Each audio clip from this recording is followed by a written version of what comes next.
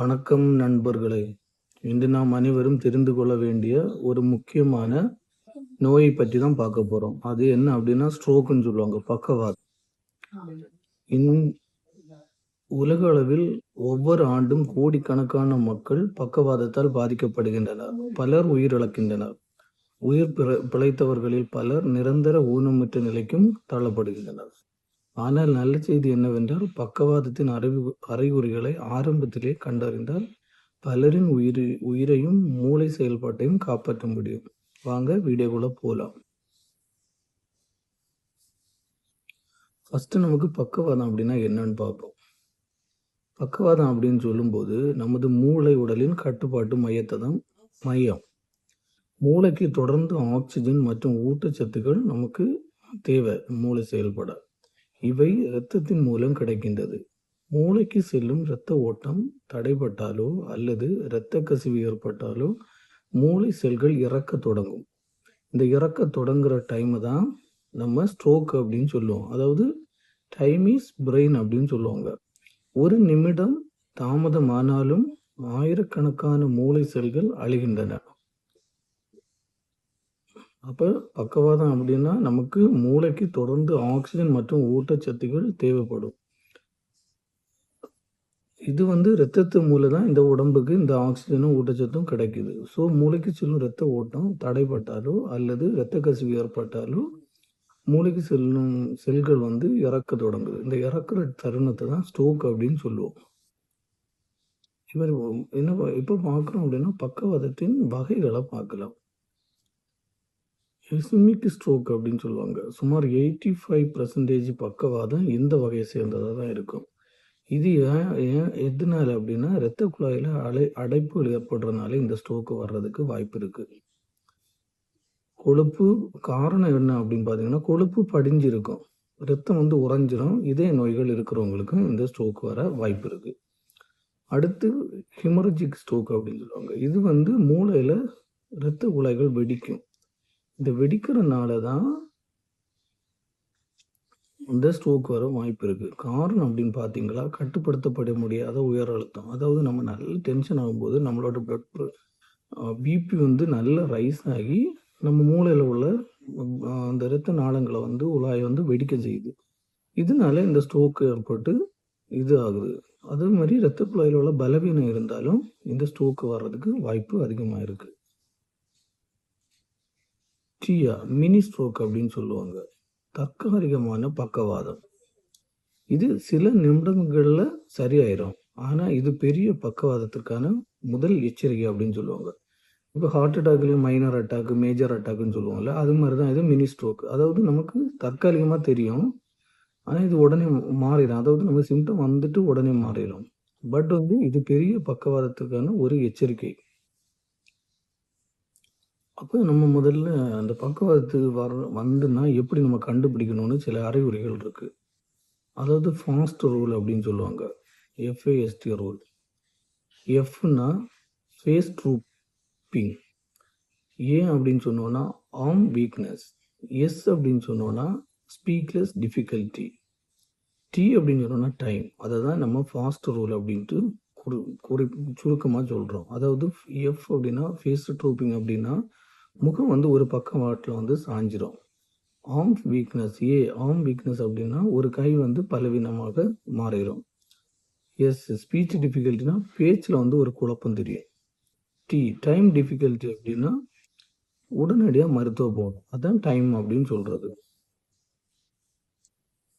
இதில் பின்ன வேற குறைச்சி அறிகுறிகள் உண்டு. திடீர் சளி சுட்டு வந்துடும், பார்வைகள் மங்கும், சமநிலை இழப்பு, கடுமையான தலைவலி, உடலில் ஒரு பக்கம் ஃபுல்லாக செயலிழந்துடும். ஸோ அதனால தான் ஃபஸ்ட்டு மெயின் இந்த 4 தான்: face drooping, arm weakness, speech difficulty and time. அதான் இந்த 4. அதாவது அந்த ஃபாஸ்ட் ரூல் அப்படின்னா முகம் ஒரு வாட்டு சாயுது, ஒரு கை பலவீனமாவது, பேச்சு குழப்பம். டைம்னா உடனடியாக மருத்துவமனைக்கு செல்வது. ஸோ இதுதான் முக்கியமான ஒரு இது. அப்புறம் பார்த்தீங்கன்னா இந்த பக்கவாதம் எதனால ஏற்படுது அப்படின்ட்டு உள்ளதை பார்ப்போம். மெயின் காரணங்கள் உயர் இரத்த அழுத்தம். இந்த உயர் இரத்த அழுத்தம் தான் முக்கியமான ஒரு காரணம். அடுத்து பார்த்தீங்க அப்படின்னா நீரிழிவு. இந்த நீரிழிவு இருக்கிறவங்களுக்கும் இந்த இரத்த குழாய்களை சேதப்படுத்தும். அப்புறம் பார்த்தீங்கன்னா, புகைப்பிடித்தல். இந்த புகைப்பிடிக்கிறவங்களுக்கு இரத்த உறைவு வந்து ஏற்படுறது ஒரு அபாயம் இருக்கு. மது அருந்துறவங்களுக்கு வந்து பார்த்தீங்க அப்படின்னா, மூளை மற்றும் இதய பாதிப்பு ஏற்பட வாய்ப்பு இருக்கு. அப்புறம் பார்த்தீங்கன்னா, நார்மலா உள்ள உடல் பருமன், அதிக கொலஸ்ட்ரால், உடற்பயிற்சி இல்லாமை, மன அழுத்தம், வயது, குடும்ப வரலாறு உள்ளவங்களுக்கும் இந்த பக்கவாதம் ஏற்படுவதற்கான காரணங்களா இருக்கு. முக்கிய காரணம் அப்படின்னு பார்த்தீங்கன்னா, உயர் அழுத்தம் தான். அதாவது ஹைப்பர் டென்ஷன் தான் முக்கியமான காரணமா இருக்கும்.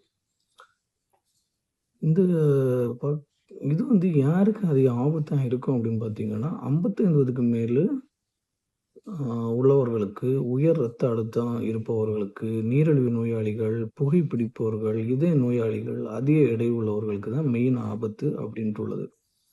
இப்ப நம்ம டென்ஷன் ஆகும்போது, இந்த நம்மளோட பிபி நல்லா ரைஸ் ஆகி, நம்மளோட மூளையில உள்ள இரத்த கசிவு ஏற்படுறதுக்கு வாய்ப்பு இருக்கனால தான், இது வந்து இந்த எப்பவுமே நம்மளோட ஹைப்பர் டென்ஷன சீராக வைக்கணும். அப்ப சிலவங்களுக்கு டவுட் வரும். இந்த பக்கவாதம் இப்ப வந்துடுச்சு. எனக்கு ஒரு சிம்ப்டம்ஸ் இருக்கு அப்படின்னா, நான் என்ன செய்ய வேண்டும் அப்படின்னு. உடனடியாக ஆம்புலன்ஸ அழைங்க. நோயாளிய படுக்க வைக்கணும். உணவு அல்லது தண்ணீர் கொடுக்கக்கூடாது.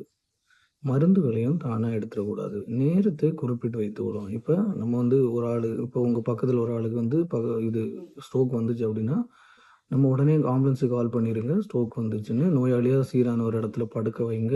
தண்ணீர் எதுவும் கொடுக்காதீங்க. மருந்துகளையும் நீங்களும் கொடுக்காதீங்க. ஒரு டைம் குறிப்பிங்க. இந்த நேரத்தில தான். ஏன் அப்படின்னு சொல்றோம்னா, எமர்ஜென்சி ஹாஸ்பிட்டல் போகும்போது அவங்க இதெல்லாம் கேட்பாங்க. எப்போ வந்துச்சு?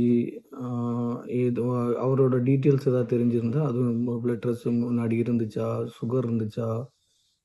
கொலஸ்ட்ரால் உண்டா? இதெல்லாம் கேட்பாங்க. தெரிஞ்சா சொல்லுங்க. அப்படி இல்லைன்னா, நீங்க டைம் குறிப்பிட்டீங்கன்னா, அவங்க அதுக்கேற்ற மாரி மருந்துகள கொடுக்கறதுக்கு ஆரம்பிப்பாங்க. அதாவது ஃபர்ஸ்ட்டு எய்டு மருந்துன்னு சில மருந்துகள் இருக்கு. பக்கவாதம், ஸ்ட்ரோக் வந்தா. அத குடுத்து அவங்கள உடனே வந்து இந்த பிளட் வந்து ஹைப்பர் டென்ஷன்ல குறைச்சு சீராக்குவாங்க.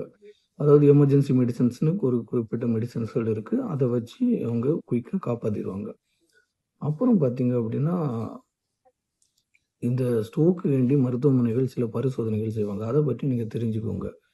சிடி ஸ்கேன் எடுப்பாங்க, எம்ஆர்ஐ எடுப்பாங்க, பிளட் டெஸ்ட் பார்ப்பாங்க, இசிஜி பார்ப்பாங்க, எக்கோ கார்டியோ டயகிராம் பார்ப்பாங்க, கார்டியோடிக் டோப்லர் பார்ப்பாங்க. இதெல்லாம் வந்து இந்த மருத்துவமனையில முக்கியமா இந்த ஸ்ட்ரோக்கு செய்யக்கூடிய டெஸ்ட்டுகள்.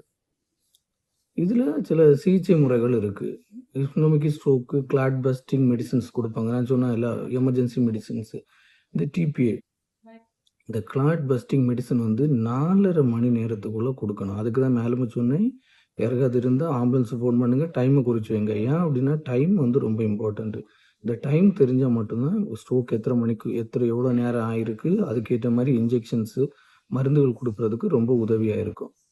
அப்புறம் மெக்கானிக்கல் த்ராம்போபைட்டிக் இரத்த உறைவ அகற்றுறதுக்கு இது வந்து முதல்ல அகற்றுவாங்க. அப்புறம் ஹெமரேஜிக் ஸ்ட்ரோக் வந்துச்சு அப்படின்னா, இரத்த அழுத்தத்த கட்டுப்படுத்த கொண்டு வருவாங்க. அறுவை சிகிச்சை வேணும்னா அத செய்வாங்க. ஐசியூல வச்சு பராமரிப்பாங்க. இதுதான் இதுல உள்ள முக்கியமான ஒரு இது. அப்புறம் இப்போ பக்கவாதம் வந்துடுச்சு. நமக்கு சிம்டம்ஸ் தெரிஞ்சு ஹாஸ்பிட்டல் போயிடுச்சு, பக்கவாதம் வந்துடுச்சு அப்படின்னா, நம்ம வந்து அதுக்குன்னு சில தெரப்பி எல்லாம் செய்ய வேண்டியது இருக்கு. அதெல்லாம் செஞ்சுட்டோம் அப்படின்னா, நீங்க வந்து க்யூர் ஆகுறதுக்கு சான்சஸ் இருக்கு. பிசியோதெரபி நடப்பதற்கான பயிற்சி குடுப்பாங்க. அப்புறம் பார்த்தீங்கன்னா, ஆக் ஆக்குபேஷனல் தெரப்பி தினசரி செயல்பாடுகள். அதாவது ஸ்பீச் தெரப்பி, ஃபிசியோலஜிக்கல் சப்போர்ட், மனநல ஆதரவு, பேச்சு திறன் மேம்பாடு. இத பற்றியெல்லாம் நம்ம வந்து அதுக்கு பிறகு ஒரு பக்கவாதம் வந்த பிறகு ஒரு இதுல வந்து குடுப்பாங்க. அப்புறம் பார்த்தீங்கன்னா, இந்த பக்கவாதத்தை எப்படி கட்டுப்படுத்தலாம்?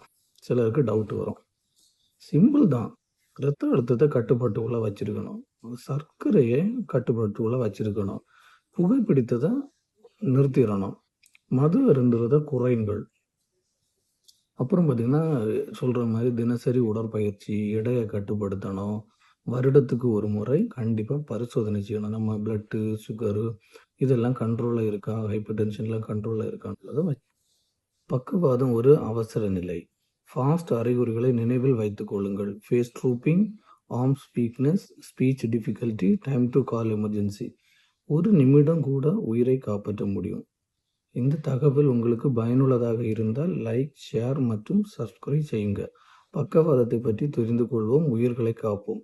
நாளைக்கு மீண்டும் ஒரு வீடியோவில் வேறொரு நோய்களை பற்றி அறிந்து கொள்வோம். என்னுடைய சேனலை சப்ஸ்கிரைப் பண்ணுங்கள். நன்றி. மீண்டும் நாளை உங்களை சந்திக்கிறேன்.